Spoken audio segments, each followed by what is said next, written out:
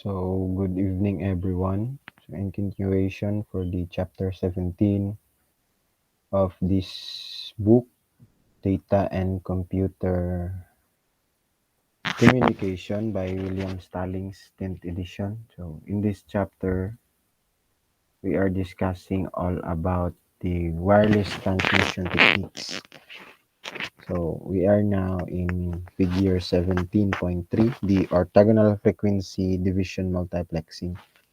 So what is a orthogonal frequency division multiplexing?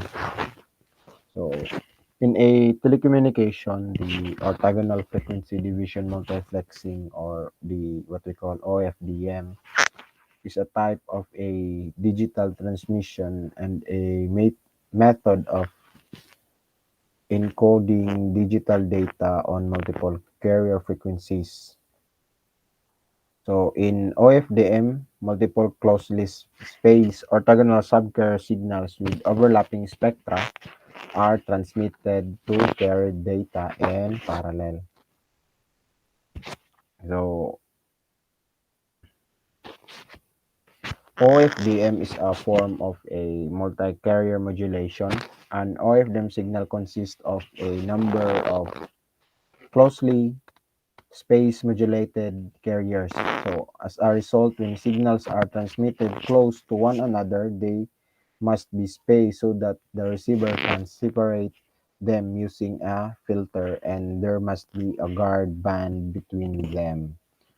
So to explain to explain more about OFDM and also the OFDMA, or the orthogonal frequency division multiplexing access, I will show you a video explaining the modulation technique. So please, I will change my presentation to the video. Share. Today, how can we stream a full HD movie seamlessly? Which seemed impossible in legacy networks. So friends, in this video we have shown what are the limitations of wireless channel, how wideband single channel are inefficient for transmission. To overcome, how wideband single channel is divided into small subcarriers and increase efficiency by reducing delay spread. How concept of orthogonality is introduced in FDMA and achieved multifold throughput. Hi everyone, welcome back to the world of 4G. Previously we have shown how mobility and global connectivity was achieved by introduction of wireless communication. But there are several complexities associated with wireless channels. Multipath fading. Unlike a wired channel, which uses a fixed path, the signals in a wireless channel can reach a user using multiple paths. All these signals, known as multipath components, may have different channel gain and time delay. This combined effect causes what we know as multipath fading. Delay spread. As a consequence of multipath propagation, the duration of a symbol gets extended. This may interfere with the next symbol.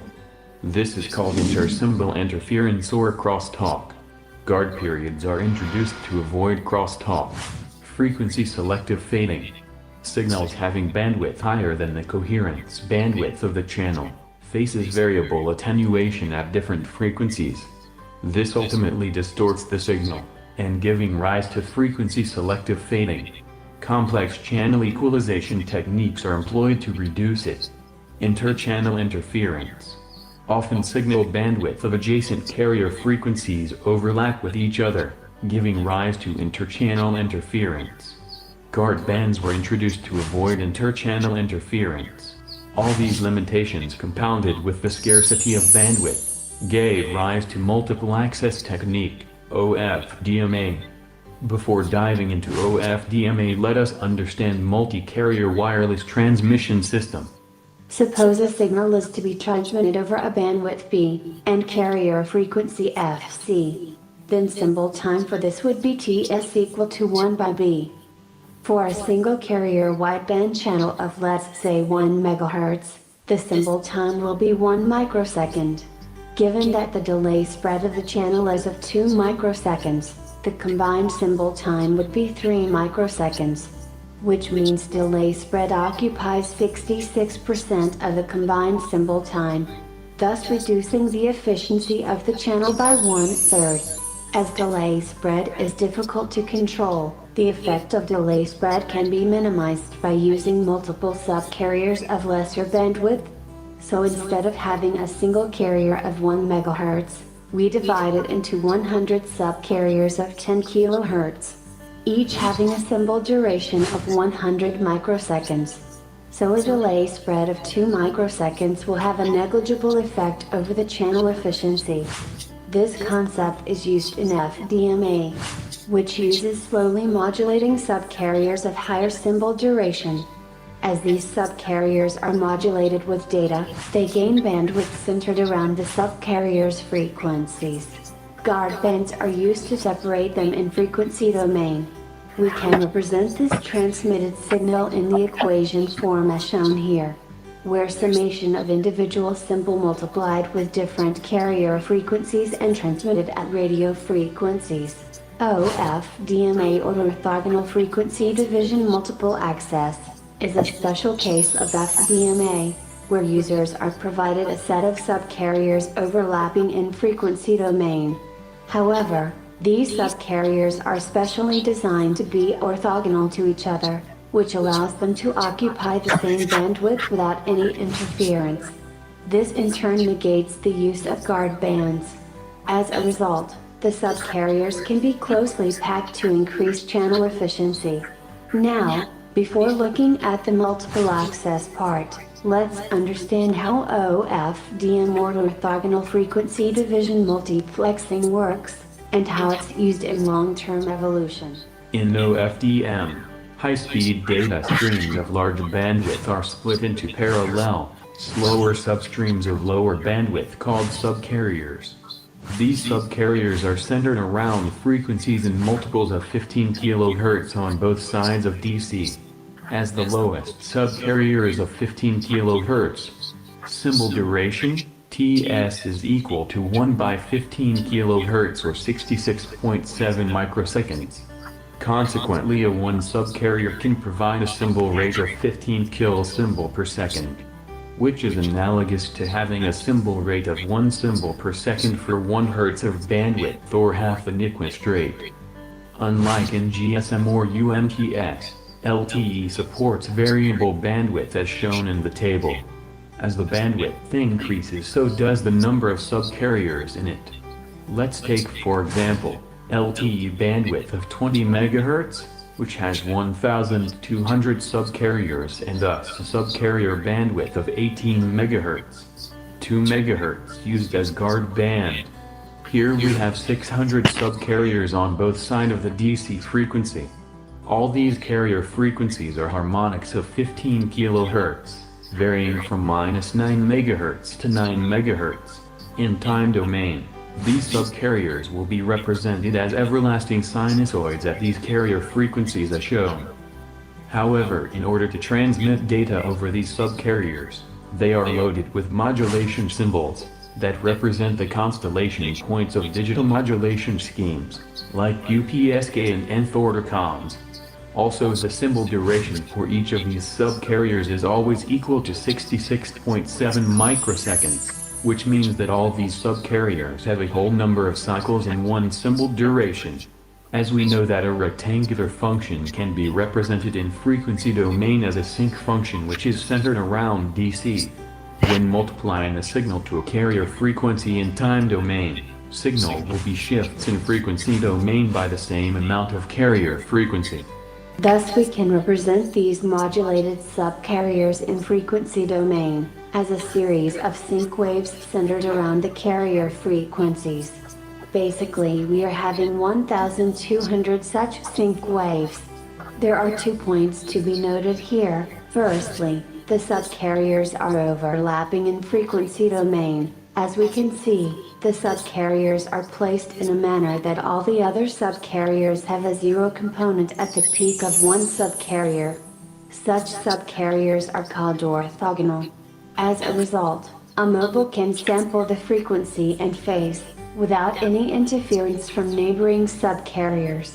Orthogonality is achieved by ensuring that all the subcarriers have same symbol duration Ts, and the subcarrier spacing is maintained at delta F equal to 1 by Ts. Secondly, presence of negative frequencies. It can be explained by the fact that the subcarriers are transmitted below the radio carrier. So friends, today we learned how information is split into smaller subcarriers in multi-carrier modulation, and how efficiency was increased by placing them orthogonally.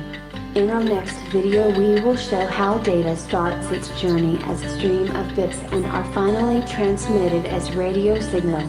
So friends, don't forget to subscribe to our channel, like our video.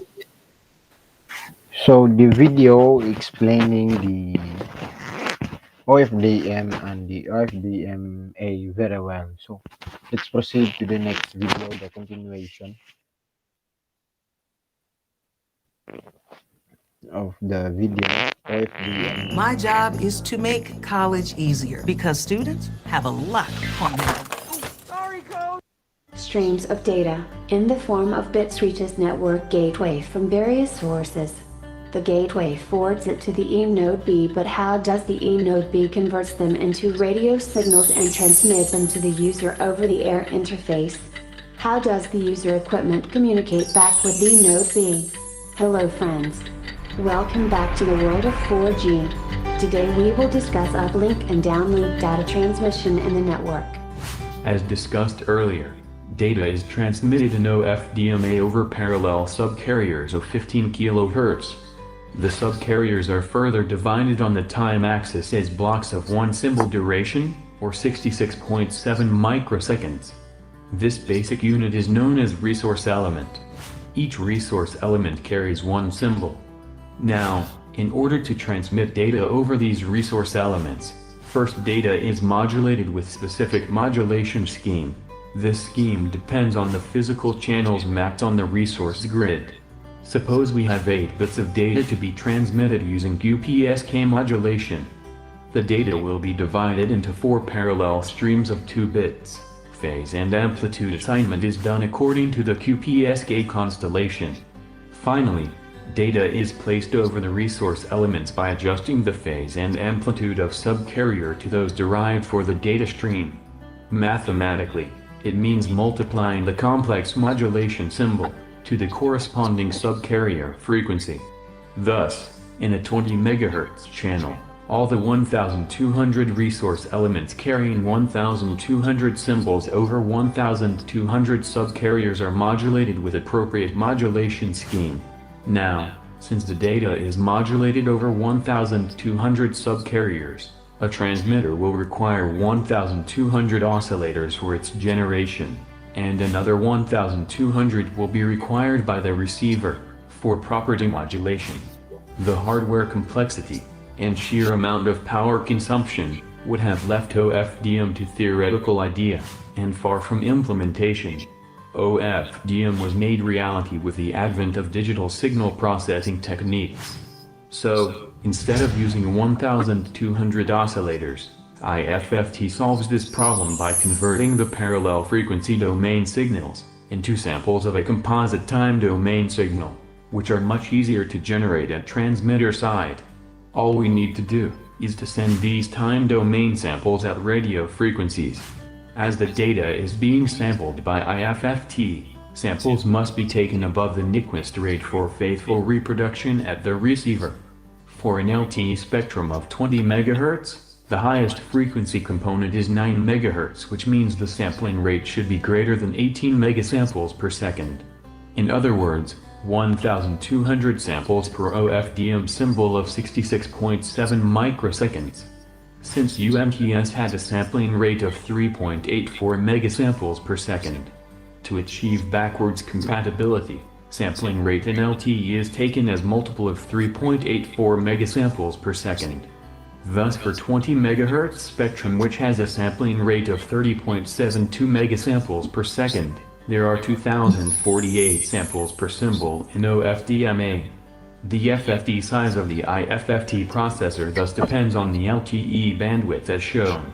Now, previously we have shown, in wireless channel due to multipath propagation, we face delay spread and inter-symbol interference.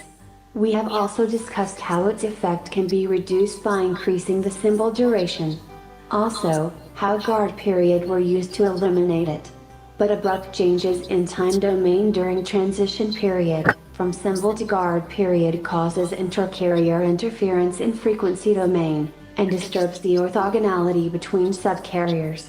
So in OFDMA, we employ a more complex kind of guard period, called cyclic prefix, in which end part of a symbol is transmitted in the preceding guard period. It also ensures orthogonality between the subcarriers, by keeping the OFDM symbol periodic over the extended symbol duration and therefore, avoiding intercarrier and inter-channel interference simultaneously. Since OFDMA uses composite IFFT samples, cyclic prefix is added by taking some samples from the end of a symbol period, and placing them at the beginning. Now this time-sampled signal is converted into analog wave by a digital to analog converter. Further composite waveform is modulated at the desired radio frequency for transmission. For an example, an operator having license for 2320 MHz to 2340 MHz. The 18 MHz band will be mapped from 2321 MHz to 2339 MHz using analog modulation. And finally the anode B transmits signal over air.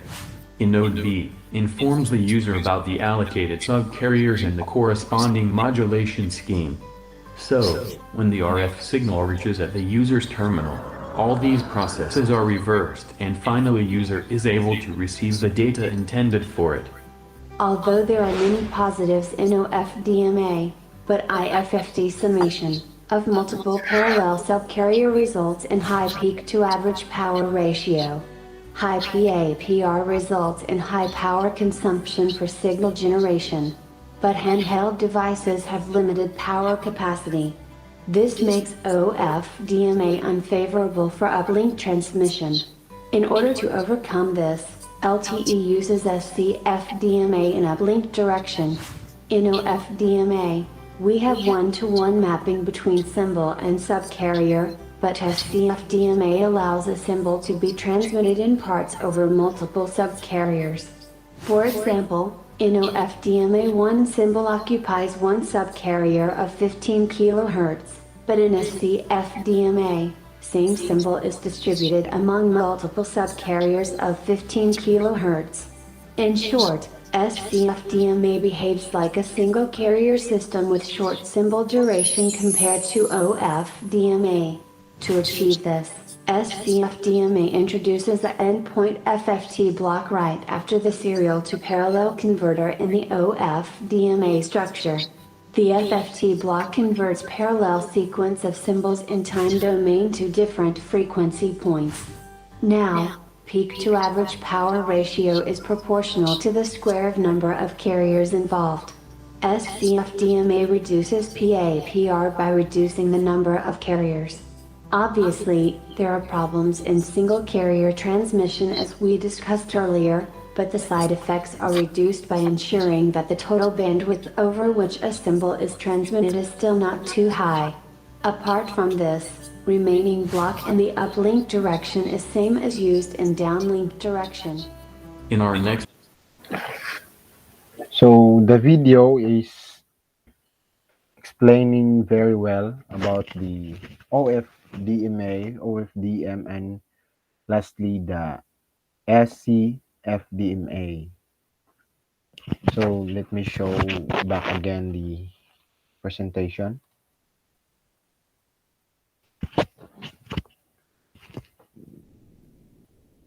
So this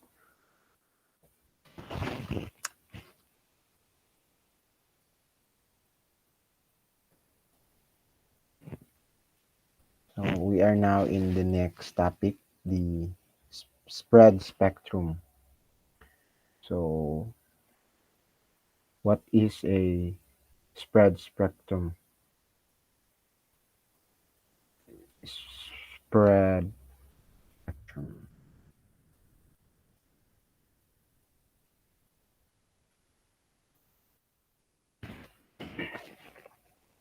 So spread spectrum is used. So it is a what we call a collective class of signaling technique. So and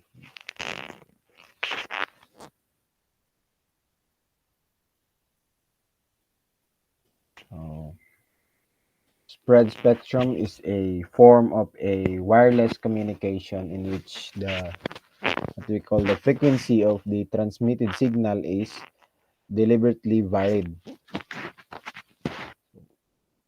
That is the spread spectrum. So a conventional wireless signal has a frequency usually specified in megahertz or gigahertz. So that does not change with time. So except for small or rapid fluctuation that occurs as a result of modulation.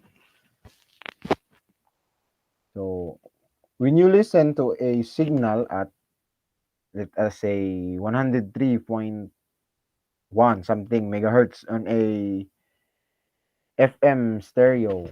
So FM stereo receiver. For example, the signal stays at 103.1 megahertz. So it does not go up to 105.1 megahertz or down to, for example, 99.1 megahertz.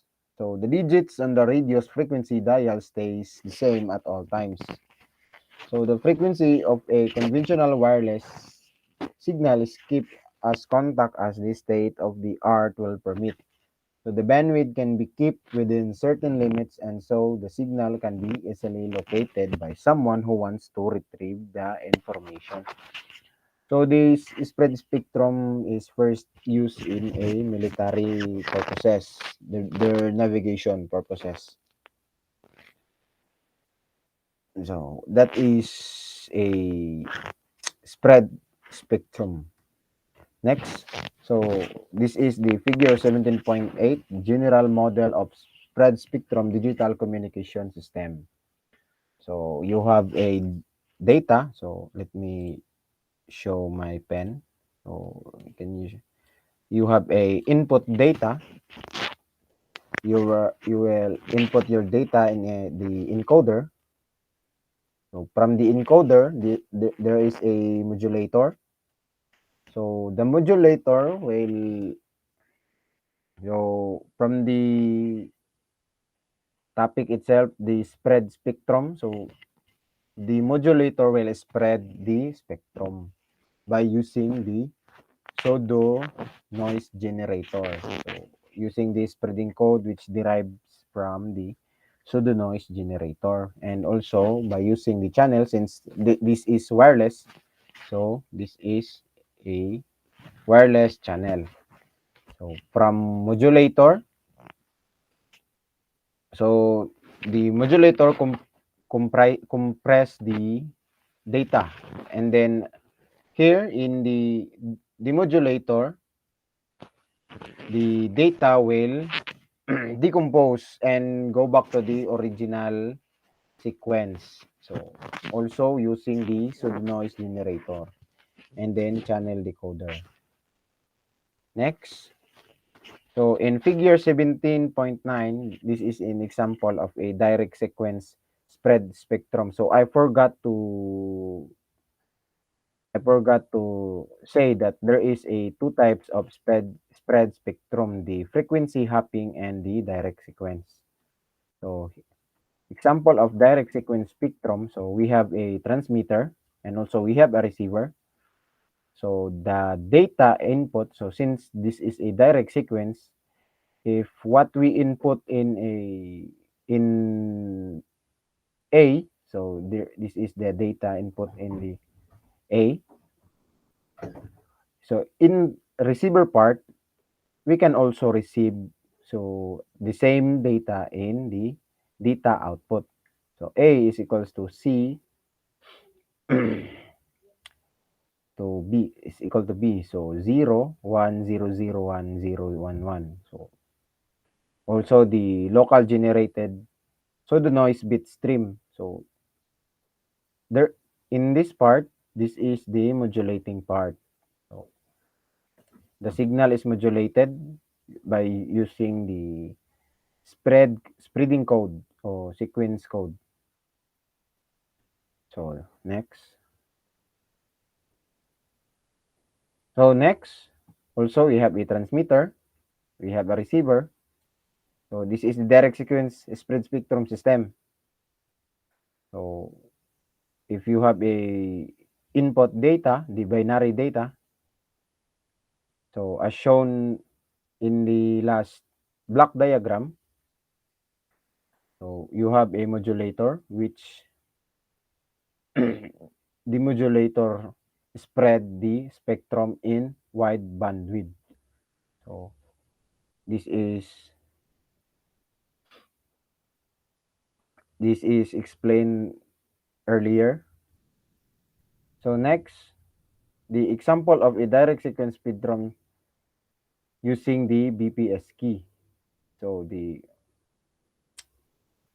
if in A you have a digital input, so in B you have a frequency. So this is a frequency domain input.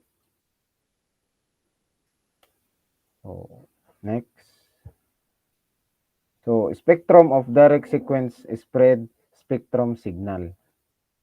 So you have a original signal, spectrum of digital signal, which from negative 1 over t, this is period, and then up to 1 over t, positive 1 over t. So the spectrum pseudo noise signal. So the literal explanation of spread spectrum. So the bandwidth. So using the modulator. So and then the spread spectrum combined signal. So, combine ang A and B. So this is the result. Next. So CDMA example. This is an example of the CDMA or the what we call that CDMA is the code division multiple access. So that is the CDMA. So next.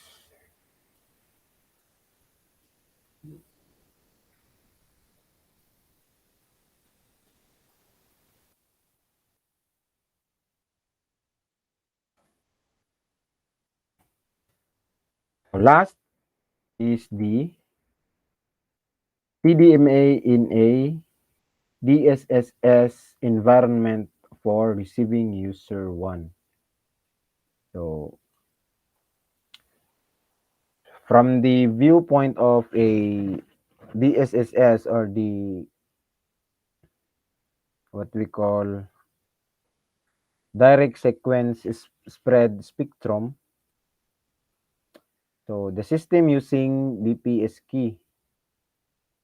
So in figure 17.14 depicts a configuration in which there are n users. So there are lots of users. So each transmitting using a different orthogonal pseudo noise sequence. So compared to figure 17.10. So where is the 17.10?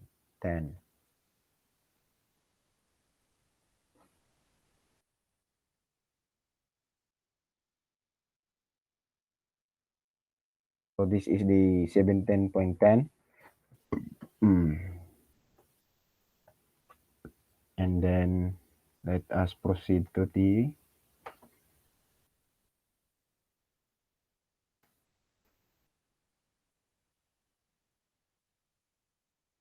Summary. This is the summary of the topics tackled in this chapter. First is the memo antennas, memo principles, multiple user memo, the OFDM, orthogonal frequency division multiplexing. Next is the OFDMA, orthogonal frequency division multiplexing access, the ACFDMA, spread spectrum, and then under the spread spectrum is the direct sequence spread spectrum, the direct sequence spread spectrum using the BPSK, so performance consideration of the DSSS, and then last is the code division multiple access, and also including the basic principle of it, and also the CDMA for DSSS. And this is the end of this report. Thank you for listening.